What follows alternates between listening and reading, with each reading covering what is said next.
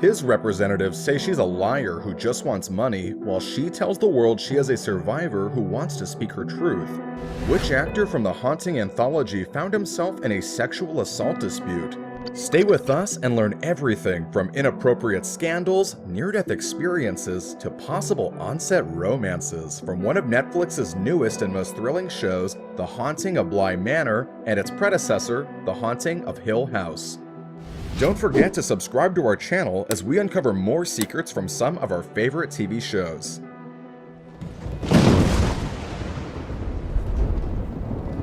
Before we carry on, this is your spoiler alert warning.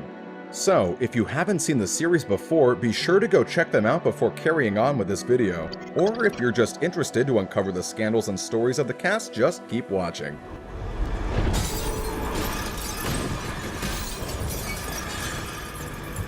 The horror of watching a real mortician embalm a body. Former Twilight actress Elizabeth Reeser was cast for the role of Shirley Crane Harris, one of 5 siblings in The Haunting of Hill House.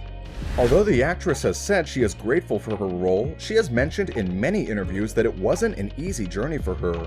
During press tours, the actress was forced to relive her uncomfortable and intense preparation for the role of a mortician. Reeser has spoken about how director Mike Flanagan had to warn her about the emails he had sent her in preparation for the role. Flanagan had sent the actress videos of real morticians embalming a body. Although they didn't use a real cadaver on set, Reeser says that it felt so real because of the intense details that went into creating a lifelike corpse. From working with a real mortician on set, to cutting open a chest cavity and taking organs out of a body, it's safe to say it was a difficult process for the actress. When talking about the fake corpses that they used on set, the actress said that they looked so real it was as if you could smell them. The process was intense for Elizabeth, and in interviews, she tends to shy away from talking about it too much, as she said, I was doing things that I don't want to say because it's so upsetting to even think about. Haunting's Power Duo. Oliver Jackson Cohen and Victoria Pedretti are without a doubt the Haunting anthology's most powerful duo. But could this powerful duo also be potential love interests? On or off screen? Despite the fact that the two first played siblings and that Oliver is dating an Australian actress, fans can't help but notice the intense chemistry between Oliver and Victoria. Viewers have not only spotted a spark between the two actors, but they have also noticed that Oliver hasn't posted about his long-term girlfriend on social media since 2015. Are fans looking for signs that aren't there? We can't be so sure just yet. Fun fact, Oliver was supposed to play Victoria's love interest instead of actress Jamie Amelia Eve in the first draft of the second season, The Haunting of Bly Manor. Netflix, however, decided to go against it as they thought that it might be a bit disturbing, seeing as though the two played siblings in the first season. This, however, did not stop fans from wondering if this was the real reason. After watching how the two interact with each other, we wonder, however, if there is something more than meets the eye. I always feel good being around him. Just like her co-star, Pedretti is also very private on her Instagram and doesn't post often, and tends to keep her content more political than social. Is it because there's something specific in her personal life that she doesn't want the media to speculate on? Run-ins with the law. Wondering where you've seen this guy before, but you just can't seem to put your tongue on it? Well, we'll give you a hint. E.T. Home phone. Okay, so this is probably one of the most talked about fun facts of the series, but in case you didn't know, actor Henry Thomas, who played a young Hugh Crane, also had the iconic role of Elliot in the classic Spielberg movie E.T. Now, years later, Henry Thomas is making a comeback in his opposing roles in the Haunting anthology series. Unfortunately, like many other child stars, it hasn't been all sunshine and daisies. In 2019, Thomas was arrested for driving under the influence of intoxicants, which led the actor to a year-long diversion program and a breathalyzer being installed in his car. Tough break. Fear of going against the grain. And how can we forget our favorite shaved head beauty, Tania Miller? Fans can't get enough of the free spirit who plays housekeeper Hannah Gross in The Haunting of Bly Manor.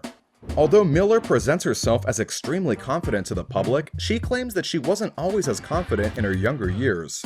Miller explained that she discovered her newfound freedom to be exactly who she is when she decided to shave off all her hair. In an interview, Miller said that she used to constantly hide behind her hair until she had a light bulb moment and decided to cut it all off. Although at the time, Miller had plans to grow an afro, it was love at first sight when she saw her bald head, and she has never turned back since. Miller has said how going bald had the opposite effect on her than what she had feared. This was born out of an integrity of loving the self and not having to hide, and loving the fact that I'm an African. Pride family. From year to year, actress Tania has presented herself as a lesbian and stated that she belongs to the LGBTQ community. But another actress who came out as bisexual in 2008 is one of the Haunting Anthology's favorites, Kate Siegel.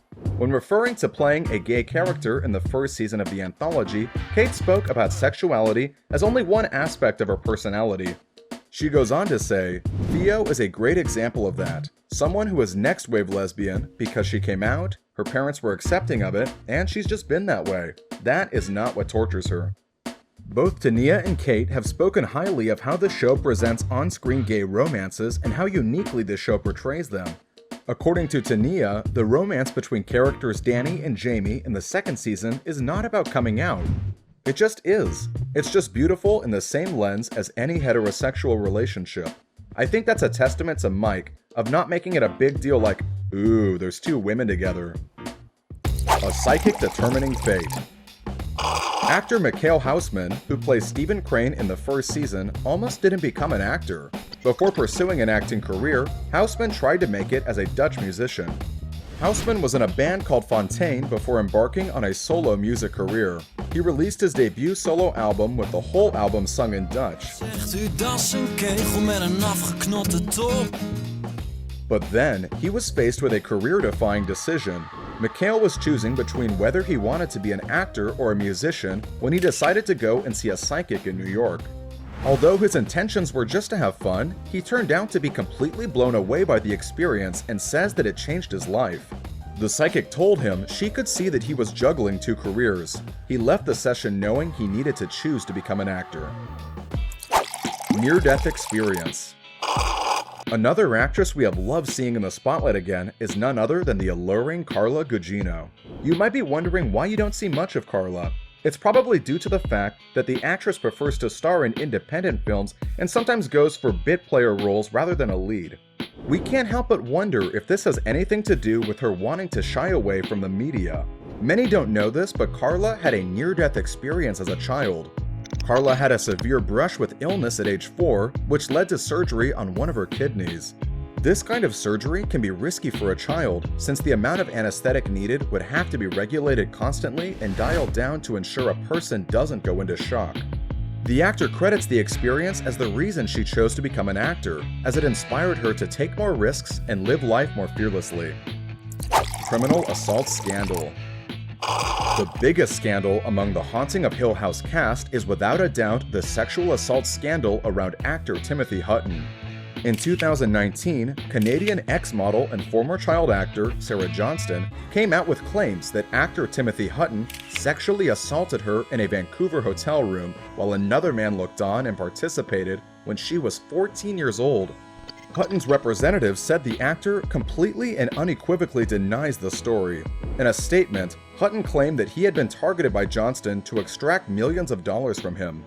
She threatened that if I did not meet her demands, she would go to the press with a false allegation that I sexually assaulted her 37 years ago in Canada. A report stated that Hutton did agree to a payment of $135,000, a lot less than the $1.5 million her lawyer proposed, but Johnston walked away due to the terms of that deal, which included Hutton's denial that anything happened. After starring in The Haunting of Hill House, Hutton starred in a Fox show, Almost Family, which was canceled after Hutton's assault claims. Although the case has not been closed, Hutton was not asked to return to The Haunting of Bly Manor. We have no doubt that the Haunting Anthology has redefined what horror could be. We're excited to see what else we can learn from the lives of each cast member, but this might be difficult as many of them seem to have a way of keeping their personal lives extremely private. Nevertheless, we are grateful for the incredible cast, even though some of them might have left us unable to sleep for a few nights. Which of the cast members are you excited to see return in the possible third season of the Haunting Anthology? Let us know in the comments down below.